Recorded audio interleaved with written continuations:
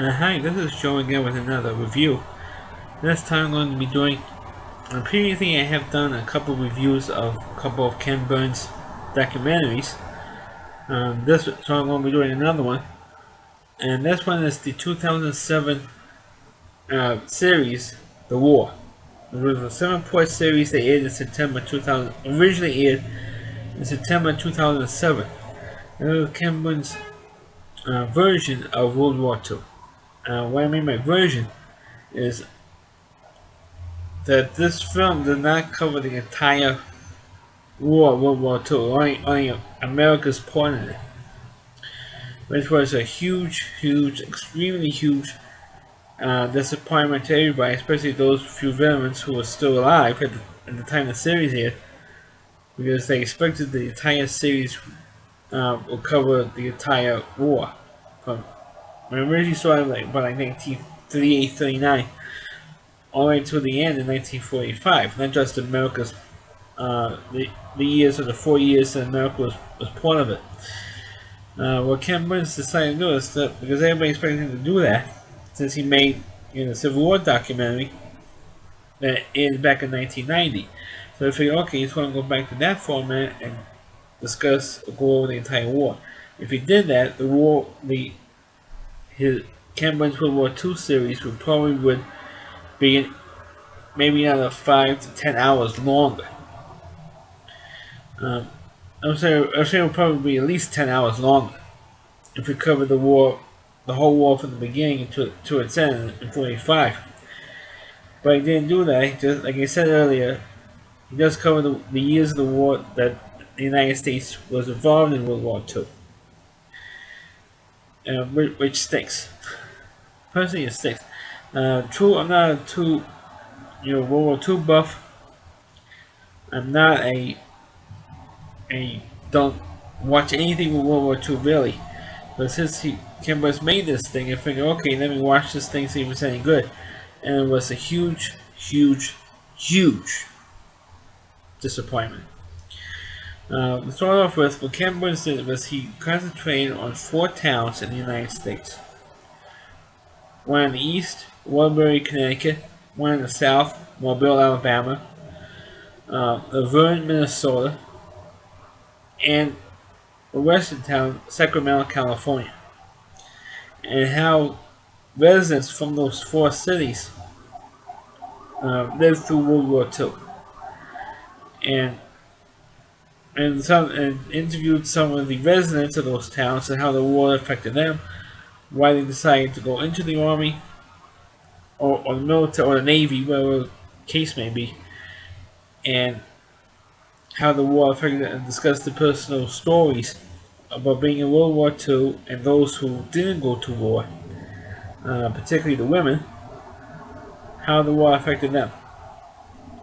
And of course, it goes on from there. Of course, the first episode does discuss the attack of Pearl Harbor. Of course, the attack in the Philippines, and do discuss war of a family who was prisoner of war in the Philippines when the Japanese attacked the Philippines, which was of course just before Pearl Harbor. I think it was just before Pearl Harbor, or just afterwards when the Japanese attacked the Philippines, and how General MacArthur left, and they went back. How they saved the Philippines, and attacking one island chain to the next, eventually to Japan. Excuse me. But they discussed very few actual battle scenes. I mean, they did discuss the Philippines, like I mentioned, and Pearl Harbor, the attack of Pearl Harbor. But mostly they didn't really discuss the battles in Europe, because most of the naval battles was actually in the Pacific for the most part. They discussed very little of the Navy battles, except when the United States goes into the Pacific Islands. But very few little bits with the war in Europe, very little of that. Except for an occasional story you hear from one of the veterans, the World War II vets. But for the most part, didn't really hear about the war in Europe all that much, or Germany, or the Nazis, or Hitler. When Hitler came to power, you didn't really have the background story of Hitler. You didn't have the background story of Mussolini, because after Kimbers cut all that stuff out, he didn't even put any of that stuff in there. So, which was the real disappointment of how the Jews were treated for the most part, with the camps, and how Roosevelt knew the Jews were being killed, uh, and knew where the railway system was carrying the Jews to the concentration camps. They refused to bomb those railway lines, or they didn't allow a ship full of Jewish refugees into the United States. All that stuff was completely cut out. Or that he didn't put that in. Uh, but the other big thing that they did put in, the cameras did put in, was what, because the last episode of the series was really the best part of the whole series. Most of it was boring as anything, um, and the episodes themselves were longer than most episodes in the Ken Burns series, like in the baseball series or in the Civil War, which the Civil War, this episode was so short they put two episodes back to back on the same night. Like between an hour and an hour and a half long. Most of the episodes of the Civil War and the baseball series, most episodes were almost 2 hours in length. In some cases, over 2 hours in length. So they had spread out over 9 nights, or 11 nights if you count the 10th inning episode. But here, some of the episodes were like over in some cases 2.5 hours in length, or more than 2.5 hours in length. So it's really long to sit through stuff that's not very low with the actual battle scenes themselves. They do show actual news films. They were actually filmed by not only the U.S. military, but I think also other military film crews to get more authentic. But long story short, like I said, the last episode, which was only a 7-part series, which is one of the shortest series in the Ken Burns father. Because, like I said, the Civil War series was 9 episodes, the baseball series was 9 episodes. I think this Jazz series, which I never really saw, was also 9 episodes. But this one was only 7. And like I said, the last episode was the best part, because very early on, when the U.S. defeated Germany, and when Germany formally surrendered, they went, or the U.S. military was going one by one into the concentration camps and liberating the camps. And he had this one veteran, I forgot the guy's name, but he made a very powerful statement. Uh, he said, "For those of you out there who believe that the Holocaust never existed, it did exist because I was there at one of the camps. This guy was at one of the lesser known. This veteran was at one of the lesser known camps. Forgot the name. But it wasn't at Krakow or Auschwitz. It was one of the other ones. And he says, for those of you who believe that the Holocaust never existed, that's total BS. I was there. I saw the camps and saw what the Nazis did, and I believe everything that happened, and it's true. What happened, the Holocaust is true. It did happen, and the Germans killed at least 6 million Jews in the camps. That's why I refused to watch anything in World War II. Because the whole world sat by and that Hitler killed 6 million Jews in the camps. But anyway, they had that part, and also in the last episode, you also had a bit with the USS Indianapolis. For those of you who don't know who the USS Indianapolis, you can see the scene in Jaws where Robert Shaw tells the story about the Indianapolis, which is the most powerful scene in the whole movie. It had nothing to do with the shark, nothing to do with the politics of the Amityville and of Amity Island in the movie. It was an actual true story with the Indianapolis. The USS Indianapolis was the ship that delivered the bomb that was going to be dropped on Hiroshima. The Hiroshima bomb. And not too long after they delivered the bomb, when the bomb was removed from the ship, to the Enola Gay, which was the airplane that dropped the bomb on Hiroshima. The Indianapolis was hit and sunk by the Japanese Navy. And of course, practically the whole crew who wasn't killed on the spot were floating around the water, and they were getting eaten up by the sharks. Various types of sharks, like great whites, tiger sharks, glacier sharks, were all getting eaten by the sharks. Where there was survivors, but not half the crew, more than half the crew were attacked by the sharks. For those who didn't die in the sinking, three-quarters of them were killed by sharks. And that story was completely graphic and uh, one of the few stories of World War II that wasn't really promoted all that much, except of course for the movie Jaws. And then of course we went into the story about the bombings of Japan, the two bombings. And the reason why there were only two bombings was because those were all the missiles the U.S. had at the time. After they dropped the first bomb on Hiroshima, the Japanese didn't surrender. They called the U.S.'s President Truman, who took over for Roosevelt because Roosevelt died earlier that year, 1945. Um, he said, "Okay," boom, and they dropped the second bomb. After they dropped the second bomb, so the Japanese went, "Oh crap! How many more bombs the United States has?" So that's why after the second bomb, that's when the Japanese decided to surrender. Was after the second one, not after the first one. Um, of course, they went into the surrender, and of course, when the troops came home, and how the war affected them after they came home, and the celebration and all that stuff. But there were other stories like the Death March of Bataan, which happened pretty early on in the series, and of course, the one guy who did survive the Death March, and he tells his story about being a prisoner of war, and those stories were pretty powerful stories. And his, excuse me, they how this guy managed to survive, and his family thought that he was dead because he pulled a fake out. He took like sorry about that. He took like an extra set of dog tags and threw it in a ditch. Um, and his extra set of dog tags was buried someplace. It was found. And they thought, oh, he's dead. The guy is dead. And meanwhile, he was actually found to be alive, and he came home, and how his family reacted to that. It's also a great story.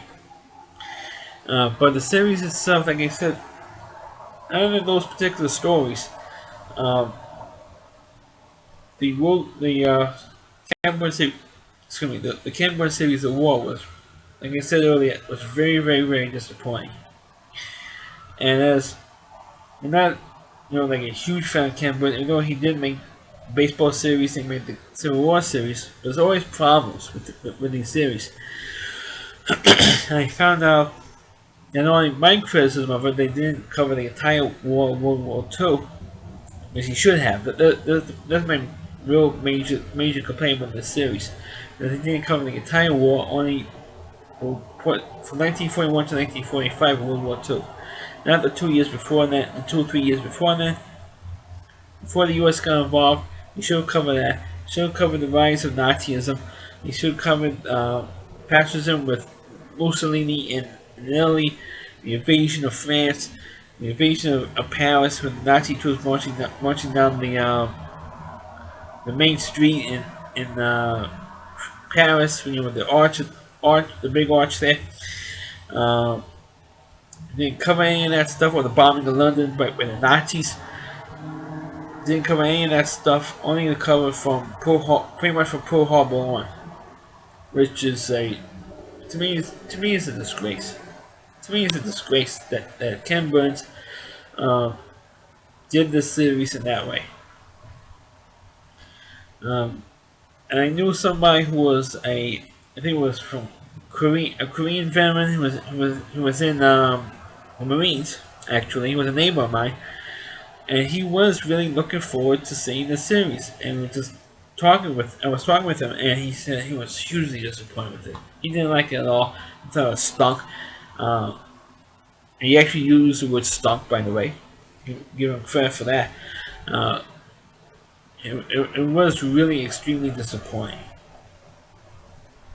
And of course, I only watched it maybe a couple of times, and it's always puts me to sleep. That's how boring, not only boring, but disappointing it is because it's not that exciting. It's not that thrilling for me as a series. It's not a Ken Burns series I look forward to seeing time and time and time again. Baseball series, yes, because as you can tell from my me, I'm always making a mess for these videos, or behind me with all the pennants behind me. Uh, I'm always a baseball fan. I always like watching baseball documentaries for the most part. Uh, Even that series, Ken was really screwed that up in certain parts. There's facts, but more so of its ending. But the war stunk. I mean, it really stunk. It really got panned. And I looked this up to get the year right for the series. I found out looking on Wikipedia that a lot of the Hispanics and women were upset of the series because Ken Burns didn't give the respect to women who served in the military, like Rosie the Riveter, or uh, or Hispanics who fought in the war. It was mostly blacks and the Japanese they gave credit for, and not the Hispanics. Well, Ken Burns always had a habit of leaving facts out of a series or getting there's various documentaries, no matter which one it does, he always has a habit of nitpicking or putting in what exactly he wants in his documentaries, and not everything. He does not put everything in there. He does not put. He doesn't. He puts in the wrong facts in a lot of his documentaries. Um, he doesn't put exactly what. He does not do the right thing in his documentaries sometimes. Uh, if you want to know why, you go to my baseball series review. I do go, and that's over 7 minute video. I know it's long, but please check that one out because I do go over the criticism of the baseball documentary. Because it's really, really, really awful. The mistakes he made. Most of them were ending. Like he used one time for when talking about the Kirk Gibson home run in the Game 1 in 1988 World Series when he had a reverse negative. If you want to know what I'm talking about, check out my Lucas review because I accidentally made a reverse negative on that review. That's what it was for a couple of seconds for a Kirk Gibson home run moment. Uh, Plus other ending mistakes, saying that DiMaggio hitting a home run in Ebbets Field during his famous 1956 game hitting streak, or Juan Jamera taking a home run off a pitcher for Cincinnati, and other mistakes with ending mistakes with Carl Yastrzemski in 1967, and like he's hitting a home run in the 1969 World Series of the Orioles. I mean, it's blatant. It's a lot of the ending mistakes, plus factual mistakes as well. And now I may off on a tangent, but the Cameron series, The War, was a huge. I mean, it did get decent ratings, and I believe it got decent ratings, but it was. And I think of all the Cameron's documentaries that ever came out, this one, plus the one I think his brother did called The West, those two series were like the most disappointing series in the whole Burns, Ken Burns and Rick Burns canon. It's like the two worst documentaries. The only one that really came out was bad was maybe the World Trade Center documentary that Rick Burns made. Because of the World Trade Center, the 9/11 attack and made that thing. Maybe you do a thing on that. But to the war, it was really, really disappointing. It was really hard to watch because it was boring, and two, to me, it was the way Cameron's did not make it interesting for me. Unlike the other series I mentioned, at least those series were interesting. This one wasn't. by a long shot. By a long shot. So that's my review of the Ken Burns series, The War. Once again, I have to say, you're not going to be able to make comments on my videos any longer. Because of all my other videos, once again, the Hellman family, I know it sounds like a mob family, but anyway, the Hellman family made another comment on one of my videos that you can't make comments on, calling me a retard. First, he went from pervert to pedophile to now retard. And so because of that, I'm going to continue disabling the comment section of my videos, which is something I don't want to do, something that I have to do because of the situation. So when you can read it, please subscribe to my channel, and please forward this video onto your Facebook pages. You can check out all my videos not only on my YouTube channel, and also at realityc.com. That's all on WDY.com. There's a homepage to the Reality Reviewer. The TV Trash Guy, please check out all of his videos over there as well. Thanks for watching, and catch you next time.